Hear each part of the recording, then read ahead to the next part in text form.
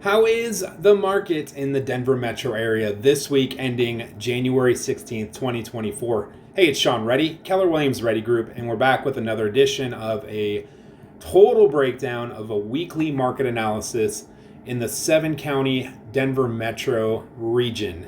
And as always, this data is brought to us from our friends at First American Title. Now, they have signed on to start selling these reports, so we are in the process of deciding if we're going to subscribe or not. It's a pretty penny. They have learned to monetize it after 14 years of running these.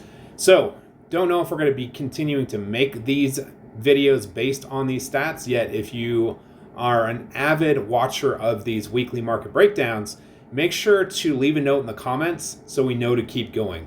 All right, let's get straight to the data. So, first thing we're looking at, we have 2 weeks worth of data, although just as they're choosing to monetize this, there were some miscalculations in the first week, so I didn't even bother making a video with that data. All right, well, let's get into the second week. So first thing we start with, odds of selling, simple relationship between supply and demand.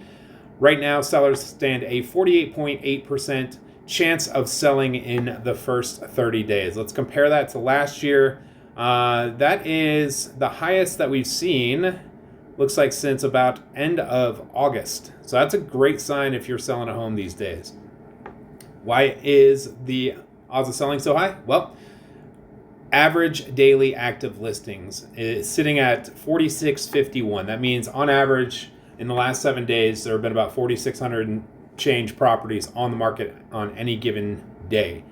Let's go back in time to compare that. We would have to go back all the way back till about, let's see, mid to late May to see that few properties on the market. So there's part of the reason why odds of selling have jumped. New listings, 703 last week. Compare that to the last few weeks, and we'd have to go back to mid-November to see that many homes hitting the market. So obviously the weeks after Thanksgiving really slowed down in terms of new listings, so that's caused our current inventory challenges. Back on market, this is how many contracts fell out and put those homes back on market. 173 is pretty comparable to, well, pretty much the average for all of 2023, so nothing really to talk about there. Expired withdrawn, looks like about 187 properties came off the market. Either the listing expired or they chose to voluntarily come off the market. Pretty in line with, you see this huge 720, that's end of year last year. Yeah, pretty in line with what we tend to see there. So again, nothing really to talk about there. Pending sales, how many homes went under contract last week? The number is 736. Let's go back in time and compare. And last time we saw 736 was mid-October. So more homes went under contract last week than any week since mid-October. That's 3 months ago. So great news there if you're a seller. Closed sales, don't pay attention to that. That is backlog data just jammed into one cell there. And not sure why it's showing up that way, yet it is. Last week, 384 properties closed. That is actually the lowest since Thanksgiving weekend. So more homes going under contract, yet less closed, because you can see how little contract activity there was since Thanksgiving. Predictive MSI, month supply of inventory. Right now, there's only 1.5 months of inventory on the market, meaning if nothing new hit the market going forward, it would only take a month and a half to sell every property, all 4,651 that are on the market today, based on the current sales pace. So a lot of homes are needed to come on the market to balance that market out.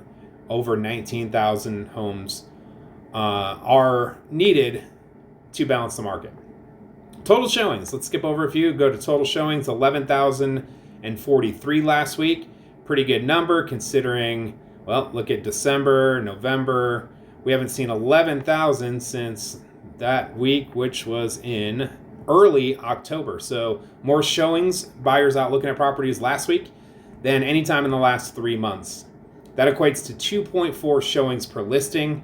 You can see we've been in the ones and even zeros for several months. Even 2.4, we'd have to go all the way back to mid-July to see that many showings per listing. Again, that's great news if you're a seller. Showings to contract, it's taken about 15 showings to get homes under contract these days, with the median days on market coming to 33. Now, let's compare that. We have to go back to, looks like late November, early December to see that, as median days on market crept into the 40s in December. So back down into the 30s, 33. 39 is the percent of homes that decreased in order to get to contract. We'd have to go back to, when is that? September, to see that low of a percentage of homes needing to decrease their price in order to get to contract. 2.6% raised their price, 58.4% remained the same. The average price reduction last week, 39,000, almost 40,000, equating to 5.2%. So what does this all mean? I know it's a lot of colors and numbers and all that. If you have seen this before, you know that this is color-coded by essentially the heat of the market. Reds and oranges means more competitive market conditions, which is great if you are selling a home independently of buying another one. The blues and the greens indicate a less competitive market. So if you are buying a home independent of selling one, those are the colors that you do want to see in these cells. If you're doing both at the same time, really does it matter? Probably not. Yet some people do get fixated on seller's market, buyer's market, even when they are selling a home and buying a home. You're doing it in the same market. Anyways, let me get off that soapbox for a minute and get back to the data and the plan moving forward. We are going to continue this series through the end of January. Again, if you want to see this continue, make sure to drop a comment. If you don't care, you've already checked out, no worries. We can stop making it. We can collect our own data. It's not going to be as robust because I'm not in the data collection business, yet I am the data analysis business.